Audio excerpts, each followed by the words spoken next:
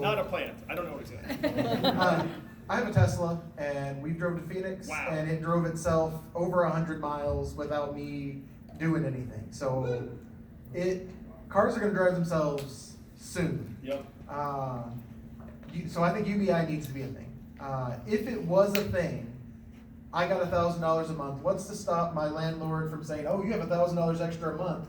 Sadly, your rent is now going up $400 a month, and things like that. Like what? Great question. How do we stop that?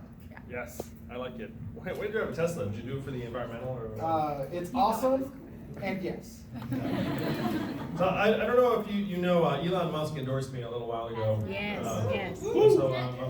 So I'm almost literally the candidate of the future. I'm Iron Man's friend. You are. That makes me Hawkeye. I don't want to be Hawkeye. Captain America. I guess I'll be Captain America. But that seems a little bit, I don't know, a little bit like self-hyping. All right. So after I'm president, you all get the dividend, and you're like, wow, we did it. Okay, $1,000 a month. The question is, what happens to pricing? Now, if you look at our not so distant past, we printed $4 trillion for the banks, for the bailout. You remember voting for that? No. I was voting for that shit. But was there massive inflation as a result of them printing $4 trillion for the banks? No. Also, no. If you look at our costs for most consumer goods where there's a competitive market, so that's clothing, food, entertainment, electronics, cars, things like that are either staying the same in price or getting cheaper or getting better. One of those three things. So what are the sources of inflation that are making us crazy? Housing, education, and healthcare. And if you look at those, each of them just keeps going up and up while our incomes stay the same. That's why we're so sad, really. I mean, that's pretty much the summary, because you can't really do without housing, education, and healthcare, so they get more expensive and your wages stay the same. You're like, why am I so pissed off all the time? Why am I so stressed out? It's not just you, it's very rational. If you make the staples of your existence expensive and anyway. So, the reason why these things are getting more expensive is not buying power in people's hands so much.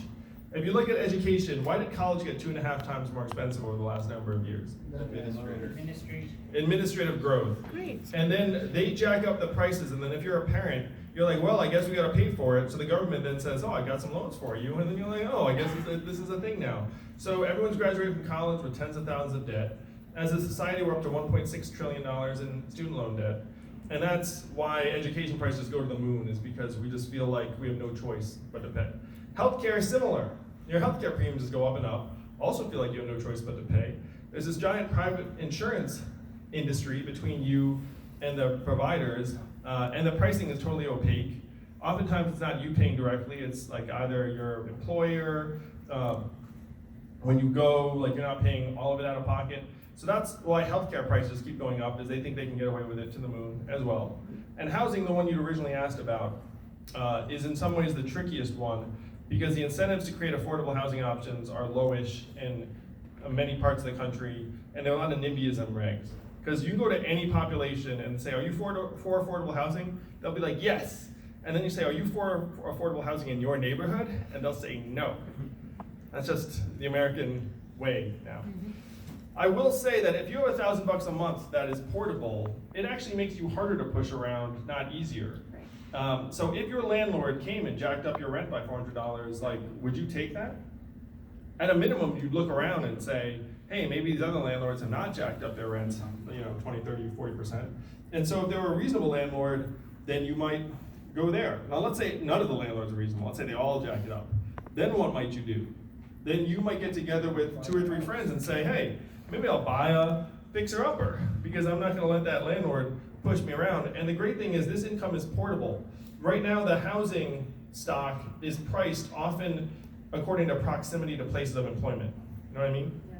So they'll stick at you on price because they're like, we know you have to get to work.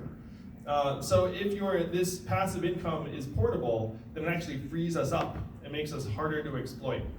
I have separate plans to bring down the cost of education, healthcare, and housing, but you would not expect consumer prices in any other category to shoot up. Because if you're a restaurant and you jack your prices up, all it takes is one restaurant not gouging people, and then you lose your business, and then you're like, oh, I guess I have to take it down a notch. Because even with the extra $1,000 a month, you'd still be budget conscious, right? Absolutely. You wouldn't be like, oh, you can charge me whatever you want. You'd be like, oh, no. You'd be like, good, no, like, that doesn't change. So I'm happy to say prices would remain under control, but we do need specific measures to try and reduce the inflation in housing, education, healthcare specifically. It's a very long-winded answer. We've got one more